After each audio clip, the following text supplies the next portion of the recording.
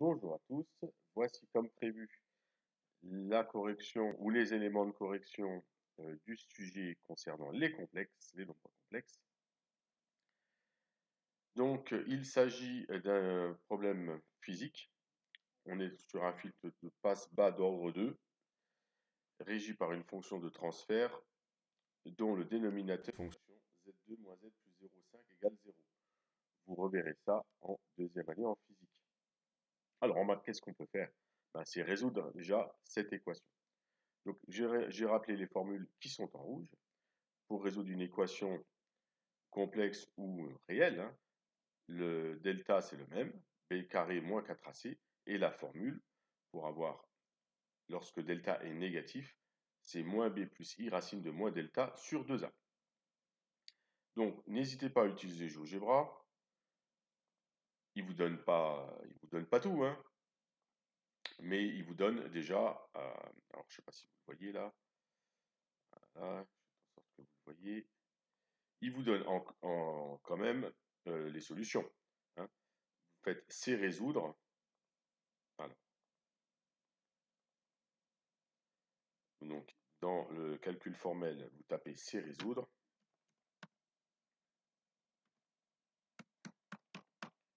Voilà. Alors, il faut mettre un grand C, grand R.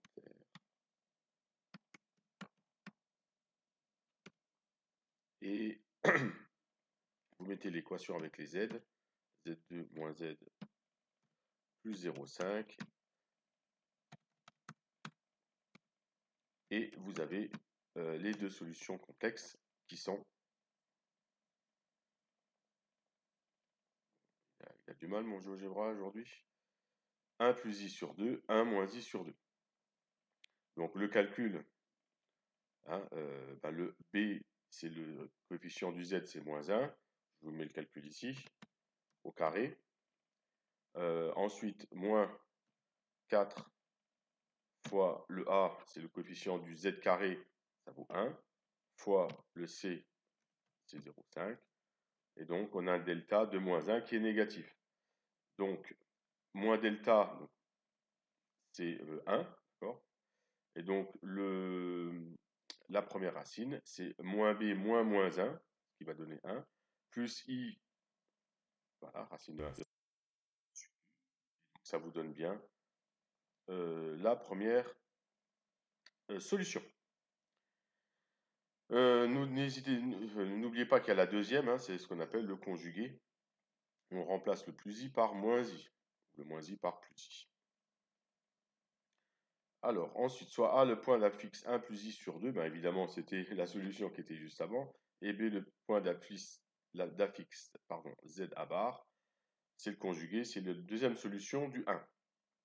Première question, calculer le module et l'argument. Alors, on va déjà trouver la solution avant d'utiliser la formule. Alors, on va placer le point, hein, ce qu'on aura besoin. Ah, je vais écrire grand A, hein. Entre parenthèses, mettez 1 plus i divisé par 2, sinon, pour avoir la même expression. Hein. Et puis B. 1 moins i divisé par 2. Donc, bon, déjà, il vous le place pour tout à l'heure. C'est pas mal. Vous le voyez.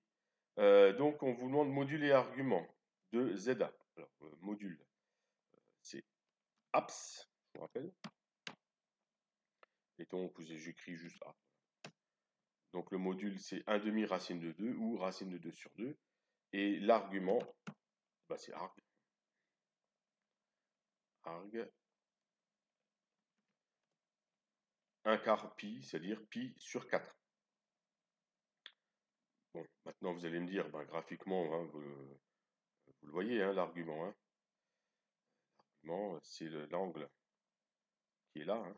Ça fait bien pi sur 4, hein, n'est-ce pas? Voilà. Le calcul, donc racine de a carré plus b carré. Le a vaut donc 1 sur 2, 0,5. Donc ça donne 1 quart. Le b vaut aussi 0,5 ou 1 sur 2, 1 quart. 1 quart plus 1 quart, 2 quarts. Racine de 2 quarts, racine de 2 sur 2. C'est ce qu'on a utilisé avec GeoGebra. À vous de me refaire le calcul. Ensuite, pour avoir la valeur de l'angle, les deux formules sont là. Cosinus θ égale A, c'est-à-dire je vous rappelle que le A valait 1 sur 2. Sur le module racine de 2 sur 2, les deux se simplifient et ça donne 1 sur racine de 2 ou racine de 2 sur 2. Donc racine de 2 sur 2, ça donne soit pi sur 4, soit moins pi sur 4. Et puis vous avez le sinus qui vaut pareil. 1 sur 2 sur 1 sur racine de 2 pi sur 4, c'est-à-dire que c'est cet angle-là. Donc l'angle pi sur 4. En déduire la forme exponentielle. Donc la forme exponentielle, ben, il faut la connaître.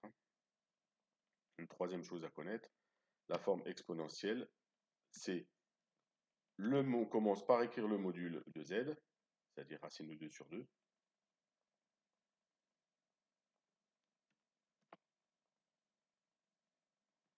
Forme expo, je vais l'écrire. Voilà. Donc le module de z, racine de 2 sur 2, et l'exponentielle de iθ. Et donc il n'y a plus qu'à... alors il n'y a pas de moins. Moins i fois l'angle θ qui est là. Et donc l'angle θ, je vous le rappelle, c'est pi sur 4. Voilà. Donc il suffit donc d'écrire racine de 2 sur 2 exponentielle i pi sur 4 ou i pi sur 4. Donc voilà pour la question 2. 3. Placer les points A et B avec GeoGebra, donc c'est fait. En utilisant les outils de GeoGebra, conjecturer puis démontrer la nature du triangle OAB. Alors, on va le faire, hein. Les points sont déjà placés. Ici, on m'a mis C, je vais mettre c'est un O. Hein. Je fais juste clic droit de la souris, renommer l'objet. Non, ça, il ne veut pas. Voilà, c'est ici, ici. Voilà. Donc, clic droit, renommer en haut. Voilà. Donc, bah, je finis de tracer le triangle. Hein. Donc, la longueur OB, vous voyez, 0,71. Donc, vous pouvez déjà conjecturer que le triangle est isocèle. La longueur AB, 1. Hein, le triangle n'est pas équilatéral, il est juste isocèle en haut. Et au niveau de l'angle, on peut conjecturer ici. Je vous l'avais déjà dit. Et il vaut 90 degrés, donc le triangle est rectangle et isocèle. Alors la justification, bah, il faut trouver cette valeur qui est environ 0,71, c'est la valeur OA. Et la valeur OA, c'est module de ZA moins ZO, c'est-à-dire module de ZA. OA, voilà ce qu'il va falloir écrire, égale module de ZA. Et moins ZO, donc comme ZO il vaut 0, donc OA vaut module de ZA, et vous l'avez calculé dans la question 2, c'est-à-dire que ça vaut racine de 2 sur 2. Voilà, j'ai mis juste un A à la place du 1, là. Après c'est la même, voilà. C'est ZA moins 0, puisque l'affixe du point O c'est 0. Pour OB c'est pareil, c'est ZB moins ZO, et module de ZB, bah, il fallait le calculer, hein, puisque ZB, hein, je vais le remontrer ici, c'est 1 moins I sur 2. Donc bah, ça va faire pareil, 1 demi au carré plus moins 1 demi au carré, ça va faire aussi 1 quart. Et la racine de 1 quart, 1 quart plus 1 quart, 2 quarts, racine de 2 quarts, racine de 2 sur 2, ça sera la même chose que le point A. Si vous voulez être sûr, vous faites abs de B, hein, et puis vous obtenez le résultat. C'est le même que A. Donc, pour montrer qu'il est rectangle, on va avoir besoin également de la longueur AB. Donc, la longueur AB.